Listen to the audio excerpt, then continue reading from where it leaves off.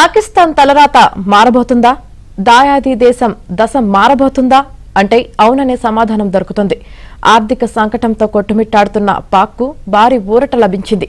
పాక్లోని Punjab province Attock జిల్లాలో ఉన్న సింధు నది లోయలో భారీగా బంగారం నిల్వను గుర్తించారు.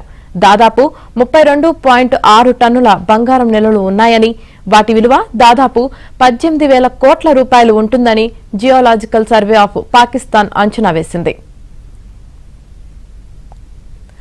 పాకిస్తాన్లో ఓవైపు నిత్యావసరాల ధరలు, ఇంధన ధరలు కొండెక్కి ప్రజల జీవితాన్ని భారంగా మార్చాయి. మరోవైపు వరుస ఉగ్రదాడులతో ఎంతో మంది ప్రజలు, సైనికులు, భద్రతా సిబ్బంది ప్రాణాలు కోల్పోతున్నారు. ఈ నేపథ్యంలో బంగారం నిల్వలు బయటపడ్డాయనే వార్త భవిష్యత్తుపై పాక్కు కొత్త ఆశలను రేకెత్తించింది.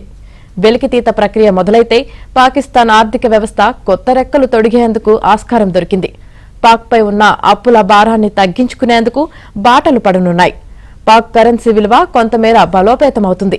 వెరసి నిత్యావసరాల ధరలు, ఇంధన ధరలు దిగొచ్చి సామాన్య ప్రజలకు ఊరట లభిస్తుంది. అటోక్ జిల్లాలోని సింధు నదిలో బంగారం నిల్వను వెలికితీసే ప్రక్రియను ప్రారంభించడంపై పూర్తి దృష్టి పెట్టినట్లు అధికారులు ప్రకటించారు. 32 కిలోమీటర్ల పరిధిలో బంగారం నిల్వలు విస్తరించి ఉన్నాయని తెలిపారు. పంజాబ్ ప్రావిన్స్, ఖైబర్ పఖ్తూన్ఖ్వా ప్రావిన్స్ పరిధిలోని పలు ఇతర ప్రాంతాల్లో కూడా బంగారం నిల్వలను గుర్తించామన్నారు. పెషావర్ బేసిన్, మర్దాన్ బేసిన్లో సైతం బంగారం నిల్వలు ఉన్నాయని చెప్పారు.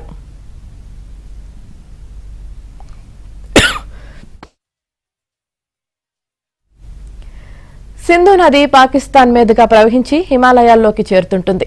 సింధు నది హిమాలయాల దిగువన టెక్టోనిక్ ప్లేట్ల కదలికలు ఎక్కువగా ఉంటాయి. దీనివల్ల అక్కడ బంగారం అణువులు ఏర్పడుతుంటాయి.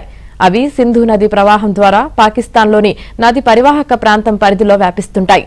వందల ఏళ్ల తరబడి నిరంతరాయంగా సింధు నది ప్రవాహం జరిగిన ఫలితంగా ఈ బంగారం అణువుల్ని నది లోయలో పలుచోట్ల పేరుకుపోయాయి.